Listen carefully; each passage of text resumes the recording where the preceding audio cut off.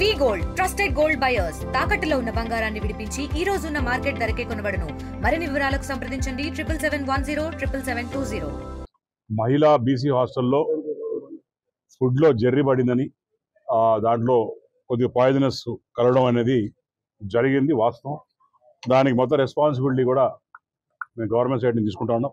ఇటువంటి చర్యలు జరగకుండా కలెక్టర్ గారితో మాట్లాడడం, మంత్రి గారితో మాట్లాడడం జరిగింది. కన్సర్న్ డిపార్ట్మెంట్ డిస్ట్రిక్ట్ ఎవరైతే సంబంధించిన ఆఫీసర్స్ ఉన్నారో వాళ్ళని పిలిపించాం. ఇంకటి నుంచి మేము కూడా అప్రమత్తంగా ఉంటాం. ఎందుకంటే పిల్లలతో ఇలా జరిగిందంటే చాలా బాధగా విషయం. ఎందుకంటే నాకు కూడా 2 పిల్లలు ఉన్నారు. వాళ్ళకి జరిగితే ఎట్లా ఉంటుందో అదే రకంగా నాకు బాధగా ఉంది. తప్పకుండా దీని మీద చర్యలన్నీ కఠిన చర్యలు తీసుకుంటాం. అట్నే అక్కడ ఉన్న వార్డెన్ సస్పెండ్ చేయడం జరిగింది. అట్నే ఇమీడియట్గా కలెక్టర్తో మాట్లాడి, మంత్రితో మాట్లాడి అక్కడున్న పిల్లలందరినీ కూడా, ఎందుకంటే పాత హాస్టల్ అయిపోయింది కాబట్టి పైన పెంకులన్నీ కూడా ఇరిగిపోయినాయి కంట, దాంట్లో నుంచి పడి ఫుడ్లో పడుండొచ్చు అని చెప్పి ఒక అనుమానం వ్యక్తం చేస్తారు. అంతేగాని ఫుడ్ ఎవరో పిల్లలకి నాసిరకమైన ఫుడ్ పెట్టాలని కూడా ఉద్దేశం లేదు. మంచి ఫుడ్, సన్న బియ్యం ఇస్తూ ఉన్నాం, మంచి వెజిటబుల్స్ ఇస్తూ ఉన్నాం, వీకెండ్ చికెన్స్ ఇస్తూ ఉన్నాం, చికెన్ అన్నీ ఇవన్నీ బాగున్నాయి.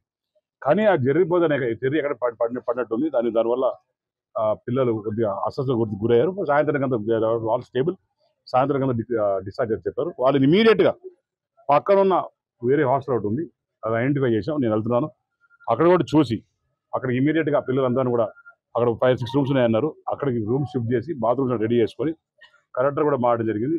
అది ఏదైనా సరే ఇమీడియట్ షిఫ్ట్ చేస్తాం. షిఫ్ట్ చేసి అక్కడ వేరే దగ్గర కూడా కొత్త హాస్టల్ కట్టాలని ప్రపోజల్ పెడతాం.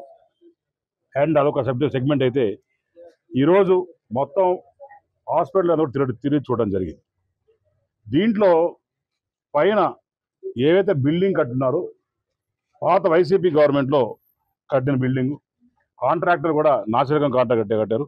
మొత్తం కూడా అది ఇరిగి చీలిపోయి నీళ్లు పడే పరిస్థితి ఉంది, అది కూలే పరిస్థితి ఉంది. అవన్నీ కూడా రీఎంక్వైరీ చేసి ఎక్కడెక్కడ ఇబ్బందులు ఉన్నాయో అవన్నీ కూడా సెటిలైట్ చేస్తాం. నాకు నేను టార్గెట్స్ పెట్టున్నా నీకు తెలుసు. ఎందుకంటే ఎక్కువ పని ఒత్తిడి వల్ల నేను కొద్దిగా హాస్పిటల్ అనేది చాలా మటు వస్తువులు కొనుక్కొచ్చి పెట్టాను, కానీ దాన్ని హై లెవెల్లో తీసుకుపోవడంలో నేను విఫలమయ్యాను. దాన్ని కరెక్ట్ చేసుకుంటూ ఎప్పటికైనా పొలిటీషియన్ తప్పు ఒప్పుకుంటే గొప్పడు అవుతాడు. తప్పు లేదు, అన్ని పనుల్లో చేస్తాను. ఇది కొద్దిగా నేను కాన్సన్ట్రేట్ చేయలేదు. బట్ టోటల్గా ఎక్విప్మెంట్ మొత్తం మార్చడం జరిగింది, కానీ సివిల్ దగ్గర చూడలేదు. నేను ఈరోజు చూడడం జరిగింది, మొత్తం తిరిగి చూడడం జరిగింది. నాకు నేను 60 to 100 days టైం పెట్టుకుంటాను. 60 నుంచి 100 రోజుల లోపల కొత్త వార్డు, కొత్త బ్లాక్ రెడీ చేసి, ఆ ఆక్సిజన్ మీటర్స్ అన్ని దాన్ని సప్లై చేసుకొని, లిఫ్ట్ రెడీ చేసుకొని, దాని తర్వాత దానికి సంబంధించిన బ్లాక్ సంబంధించిన డోర్స్ కావచ్చు, ఇన్ఫ్రాస్ట్రక్చర్ కావచ్చు, బెడ్స్ కావచ్చు, చైర్స్ కావచ్చు, టేబుల్స్ కావచ్చు, ఏమన్నా కావచ్చు, విదిన్ 60 to 100 days లోపల మళ్ళా మీ ప్రెస్ మీట్తో పిలిపించుకొని నేను ఇక్కడే ఓపెన్ చేయబోతున్నానికి ఎటువంటి సందేహం లేదు. దీని వెనకాల పడతా, కంపల్సరీగా ఇది అయ్యేటట్టు చూస్తా, దాతలను అడుక్కుంటా, అవసరం కాలు పట్టుకుంటాం, కానీ ఇదంతా కూడా రెడీ చేసే బాధ్యత తీసుకున్నాను. అట్టనే నాకు ఇంకో ఐడియా కూడా వచ్చింది.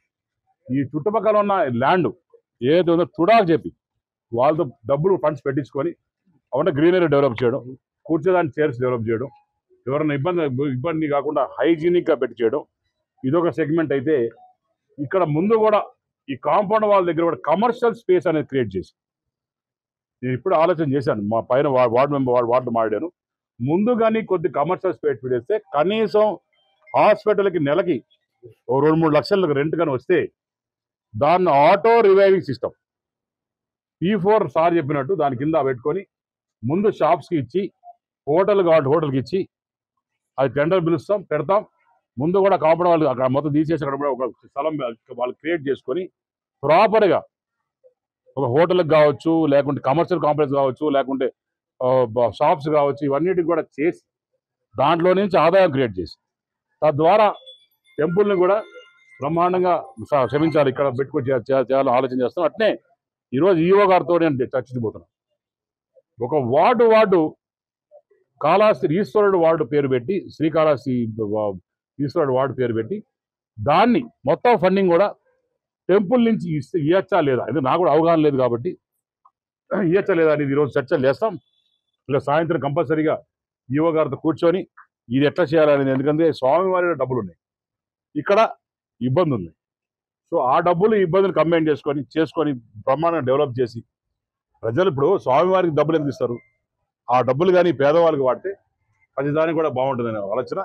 ఇవన్నీ కూడా ట్రాన్స్పరెంట్ లెవెల్ చేస్తాం. ఈరోజు ఈవోతో మాట్లాడతాం, అన్ని కన్సర్న్ మినిస్టర్తో మాట్లాడుకొని ఏ డిసిషన్ అనేది ఇమీడియట్గా తీసుకొని ఈ 100 days లో ఇది స్టార్ట్ చేసి టార్గెట్ పెట్టున్నాను. ఇంకా focus on how to get this hospital get ready within 100 days.